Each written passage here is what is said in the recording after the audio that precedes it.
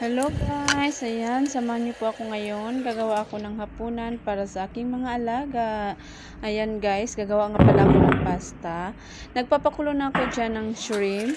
At saka, nagpapakulo din ako ng tubig para sa pasta mamaya. Ayan, nilalagyan ko lang naman yun ng mga aning-aning para pampalasa. Habang nagpapakulo ako guys, naghihiwa ako ng mga ingredients ko mamaya para sa sauce. Ayan, naghiwa lang ako dyan ng bawang, kamatis, at saka sibuyas. Ayan guys, maiyak-iyak pa ko dyan sa sobrang sakit dyan sa Bombay. Oy! Ayan guys, malapit na maluto yung pasta natin kaya gumagawa na ako ng sauce. At papainit na ko dyan ng mantika. Mamaya ilalagay ko yung mga sahong. Ayan guys. Ay nako, nakakapagod na marimar. Overtime is real talaga ditong banda. Diyos ko Lord. Maswerte ka lang talaga pag nakaamo ka ng sumusunod sa sa kontrata na binibigyan ka ng pahinga ng 8 hours guys. Swerte ka na sa ganyang amo guys pag may nakaamo ka ng ganyan na nagbibigay ng sa tamang pahinga, parang ganun. Ayan guys, balik tayo. Nagigisa lang ako dyan ng bawang. At saka isusunod, ayan, paamoy-amoy pa ako kasi mabango kasi yung yung bawang, kaya ayan. Ayan, sinunod ko na yung sibuyas. Pagkatapos niyan, mamaya ilalagay ko na rin yung kamatis, guys.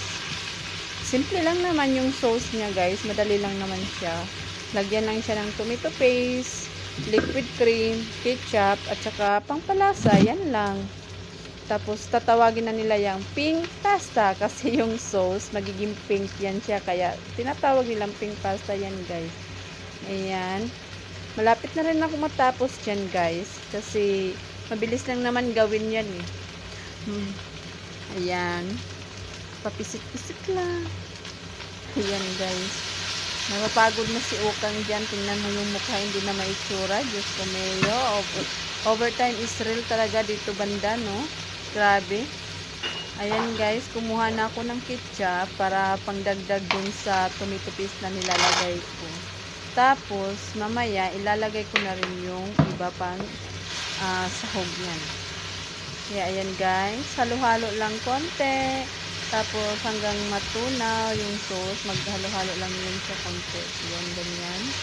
Tapos, mamaya-maya yan, ilalagay ko na rin yung liquid cream. Ano ba yan? Wala nang tamlay-tamlay naman si ate dyan. Kasi nakapapagod na talaga guys. Wala nang boses, wala nang power.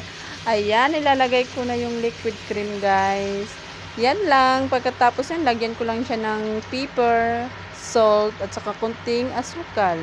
Ayan, tapos na agad yan. Wala na. Ganyan lang ako magawa ng sauce para sa pasta. Mabilisan lang. Kaso nga lang guys, hindi pa yan sila maaga kumakain. Mamaya pa yan sila alas 11. Diyos ko. Marimar, alas 12 na naman tayo matatapos nito.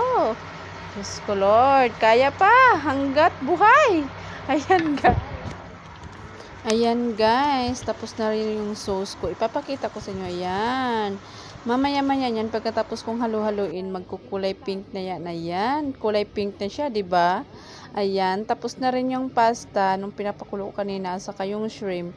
Mamaya, bago sila kakain, ipaghalo-halo na natin yan sila guys. Para pagkain nila, mainit-init pa kaya. Thank you for watching!